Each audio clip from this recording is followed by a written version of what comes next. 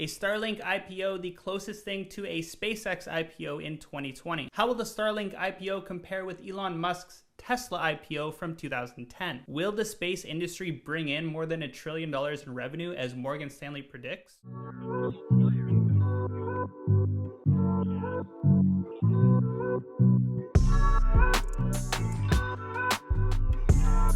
At the investors meeting recently in Miami, SpaceX president Gwynne Shotwell said, quote, "Right now we are a private company, but Starlink is the right kind of business that we can go ahead and take public. That particular piece is an element of the business that we are likely to spin out and go public." But what's really interesting about that is that Elon Musk sent a blistering email to all SpaceX employees a few years previous, essentially outlining all of the potential negatives of taking SpaceX public.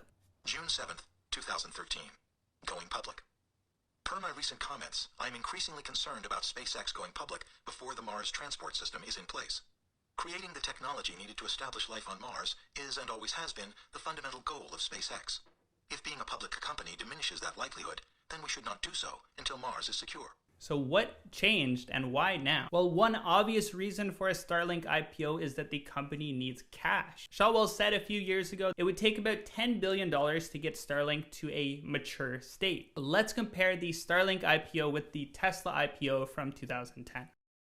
At the time, Tesla had sold only about 1,060 Roadsters, and as lovable idiot Jim Cramer said, "Everybody's talking about one of the most hyped IPOs in recent memory, Tesla Motors.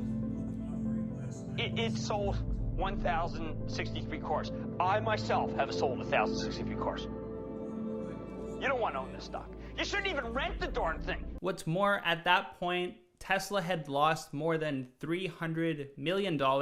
They were not profitable, and they weren't even planning to make a profit for another 2 years. That would be in 2012 after the 2010 IPO. However, as you know, a lot of you guys know, it actually took until 2019, the last 3 months of 2019, for them to make the profit.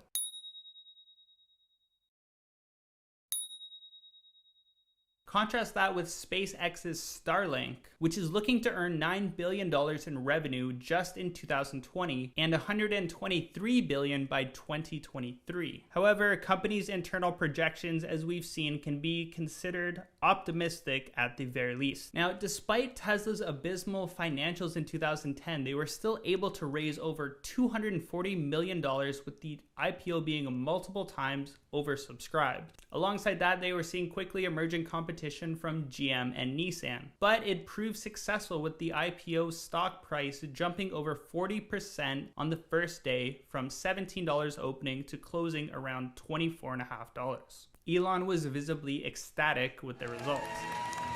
You know, for a while there, we had a lot of bloggers maintaining a Tesla death watch. A day-by-day count of how long before Tesla would die. It seems that they may be waiting for a while. Now, the hype around Elon is different than really any other CEO I've seen since Steve Jobs. He has a cult following, and I think that will rub off on the share price of a SpaceX/Starlink IPO. Tesla has a higher percentage of retail traders and specifically Robinhood investors than any other public company. And a lot of those people are very likely to invest in SpaceX as well, since it is also owned by Elon Musk. I think this company does have a huge amount of potential, and I am very interested. What do you think? Would you buy anything with Elon Musk's name on it, or do you need to see more of the financials? If you like this video, leave a like, and if you want to stay up to date with stock market news, then subscribe.